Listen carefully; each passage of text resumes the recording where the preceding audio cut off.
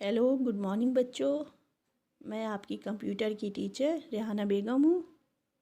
इससे पहले हमने आपको संचार के माध्यम क्या हैं और वह कितने प्रकार के होते हैं, जैसे तार द्वारा बेतार द्वारा संचरण, वो हम बता चुके हैं। आज हम आपको प्रोटोकॉल क्या है और प्रोटोकॉल कितने प्रकार के होते हैं, इनके बारे में हम बात करेंगे। यानी प्रोटोकॉल क्या है, तो प्रोटोकॉल का जो हिंदी अर्थ है नियम, समूह, यानी किसी चीज़ को किए जाने के लिए बनाए गए नियम। ऐसे ही डिजिटल कम्युनिकेशन में जब डाटा ट्रांसफ़र होता है तब उसके लिए भी कुछ रूल्स होते हैं जिन्हें नेटवर्क प्रोटोकॉल कहा जाता है। यह नियम इसलिए बनाए जाते हैं ताकि नेटवर्क के भीतर डाटा को सिस्टेमैटिक और सेफ तरीके से ट्रांसफ़र किया जा सके। प्रोटोकॉल एक तरह के सेट ऑफ रूल्स है जो डिजिटल कम्युनिकेशन में इस्तेमाल किए जाते हैं। प्रोटोकॉल के द्वारा ये तय होता है कि कंप्यूटर नेटवर्क पर डाटा कैसे ट्रांसमिट होगा और कैसे रिसीव होगा। कंप्यूटिंग में प्रोटोकॉल को डिजिटल लैंग्वेज भी कहा जाता है। इनके बिना हम इंटरनेट पर एक दूसरे से संवाद नहीं कर सकते, ना ही डाटा को एक कंप्यूटर से दूसरे कंप्यूटर तक ट्रांसफ़र कर सकते हैं। इंटरनेट पर हमारे द्वारा भेजी गई कोई फाइल अथवा मेल इसी इंटरनेट प्रोटोकॉल के अनुसार कार्य करते हैं। उदाहरण के लिए हम ह्यूमंस ने भी अपने व्यवस्थित यातायात के लिए कई ट्रैफिक रूल्स बनाए हैं जिन्हें फॉलो करके हम अपना समय भी बचाते हैं और इससे हमारी सुरक्षा भी बरकरार रहती है। वैसे ही इंटरनेट नेटवर्क पर डाटा के सिस्टमैटिक और सेफ ट्रांसफ़र के लिए कुछ प्रोटोकॉल्स बनाए जाते हैं जिन्हें हम नेटवर्क प्रोटोकॉल्स भी कहते हैं। तो कुल मिलाकर एक प्रोटोकॉल डाटा कम्युनिकेशन करने के लिए नियमों और दिशा निर्देशों का एक समूह है। क्या है कि जो प्रोटोकॉल डाटा कम्युनिकेशन करने के लिए नियमों और दिशा निर्देशों का एक समूह होता है। यह कई प्रकार के होते हैं और इनके कार्य भी भिन्न भिन्न होते हैं, इसलिए इन्हें अलग अलग नामों से परिभाषित किया जाता है।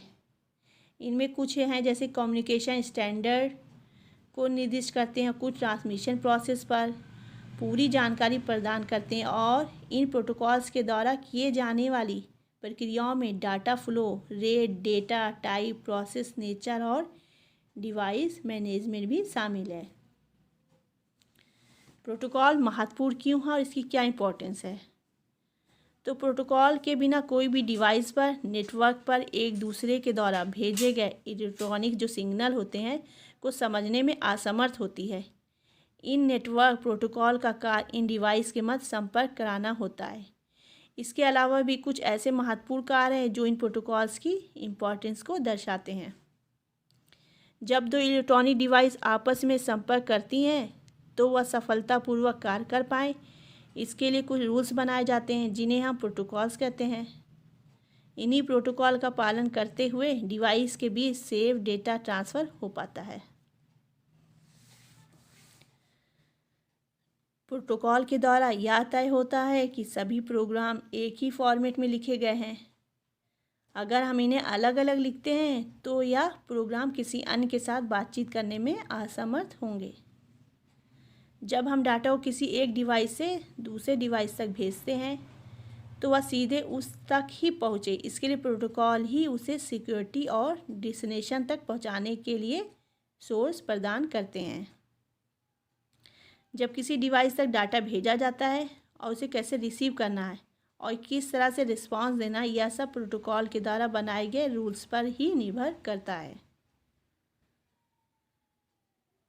तो कुल मिलाकर जैसे हम ह्यूमंस को आपस में बातचीत करने के लिए कई रिक्वायरमेंट्स और रूल्स को फॉलो करना होता है, उसी तरह नेटवर्क पर डाटा के कम्युनिकेशन के लिए प्रोटोकॉल्स का पालन करना होता है। अब हम बताएंगे आपको कि प्रोटोकॉल्स कितने प्रकार के होते हैं। तो विभिन्न प्रकार के नेटवर्क ऑपरेटिंग सिस्टम कंप्यूटर के बीच संचार प्रक्रिया को नियंत्रित करने के लिए कई प्रकार की डिजिटल लैंग्वेज का इस्तेमाल करते हैं,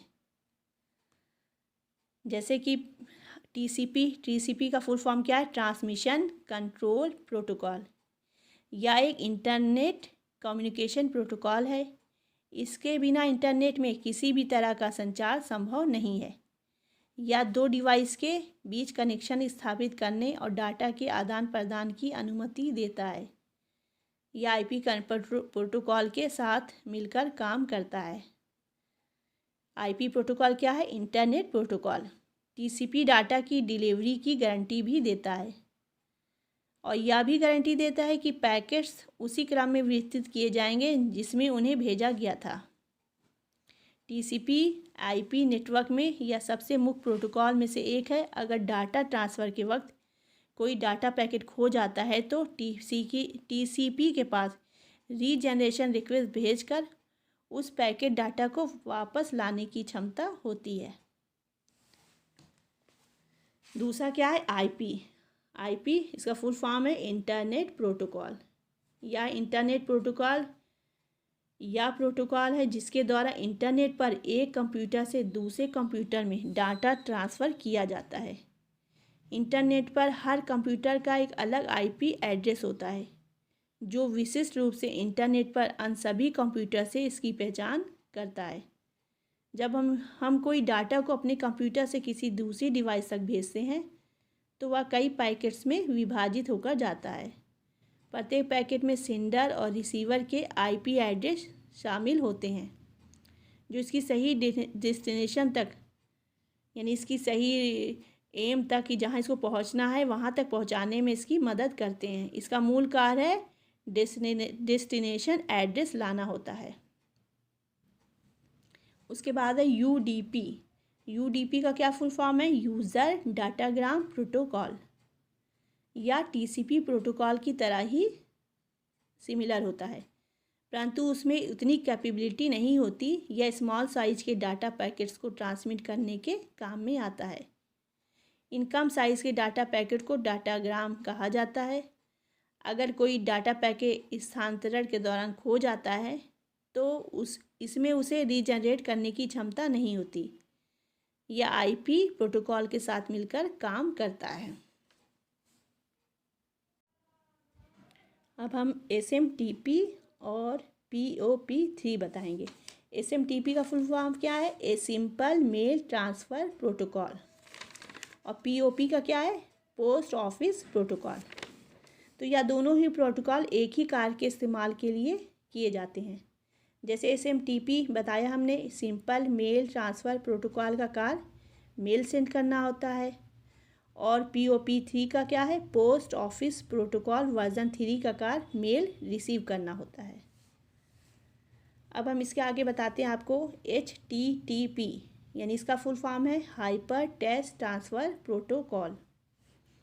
HTTP protocol world wide web यानी WWW में वेब पेजेस को ट्रांसफ़र करने के लिए बनाए गए नियमों का एक समूह है। इसके बिना वेब और क्लाइंट सर्वर प्रोटोकॉल पर किसी भी तरह का डाटा एक्सचेंज नहीं किया जा सकता। जब हम वेब ब्राउज़र का इस्तेमाल करके किसी वेब पेज की रिक्वेस्ट करते हैं तो HTTP प्रोटोकॉल ही उसे वेब पेज को लाने का कार्य करता है। कुल मिलाकर जब हम किसी ब्राउज़र का उपयोग करते हैं तो अप्रत्यक्ष रूप से HTTP का उपयोग करने लगते हैं। यह एक एप्लीकेशन प्रोटोकॉल है जो TCP/IP प्रोटोकॉल के शीर्ष पर चलता है। अब हम बताएंगे आपको FTP, यानी इसका फुल फॉर्म है file transfer protocol. FTP protocol internet पर कंप्यूटर के बीच फाइल्स को ट्रांसमिट करने के लिए एक स्टैंडर्ड इंटरनेट प्रोटोकॉल है। नेटवर्क पर जितनी भी फाइलें एक जगह से दूसरी जगह ट्रांसफ़र या कॉपी होती है वह सब FTP प्रोटोकॉल द्वारा ही संभव है। इसके अलावा हम जो भी फाइलें वेबसाइटों से डाउनलोड या अपलोड करते हैं वह सब FTP प्रोटोकॉल के जरिए ही होती है। इंटरनेट पर मौजूद सभी वेब पेज FTP सर्वर पर अपलोड होती हैं या डाटा ट्रांसफ़र को इनेबल करने के लिए TCP/IP प्रोटोकॉल का उपयोग होता है। इसके बाद हम बताते टेलनेट TELNET नेट। यह कि किसी एक कंप्यूटर को दूर बैठकर या किसी अन्य कंप्यूटर से संचालित किया जा सकता है। इसके लिए रिमोट लॉगिन की ज़रूरत होती है और इस प्रकार के कनेक्शन को इस्टेब्लिश करने के लिए टेलनेट प्रोटोकॉल का उपयोग होता है। बताते हैं हम ईथरनेट प्रोटोकॉल। इस प्रोटोकॉल का बहुत ज़्यादा उपयोग होता है। यह स्कूल, कॉलेज, ऑफिस आदि में लैन कनेक्शन का उपयोग होता है और इस प्रकार के कनेक्शन के लिए ईथरनेट का यूज़ किया जाता है। किसी कंप्यूटर को लैन से कनेक्ट करने के लिए उसमें Ethernet network interface card NIC होना ज़रूरी होता है। इसके अलावा भी और भी सारे नेटवर्क प्रोटोकॉल्स होते हैं, जैसे हमने बताया आपको IMAP यानी इसका फुल फॉर्म है इंटरनेट मैसेज एक्सेस प्रोटोकॉल। दूसरा है MAC media access control protocol. UDP उसका फुल फॉर्म है यूज़र डेटाग्राम प्रोटोकॉल्स। POP बता चुके post office protocol. MAC media access control protocols. ARP address resolution protocol. DNS domain name system protocol. IGMP internet group management protocol और SSH secure shell. अब हम आपको इसका notes भी हम इसको दे रहे हैं आगे, आप इसको अपनी कॉपी में कर लीजिएगा और इसको जितना भी हम पढ़ाते चल रहे हैं आपको इसको कॉपी लिखते चलिए और याद करते चलिए।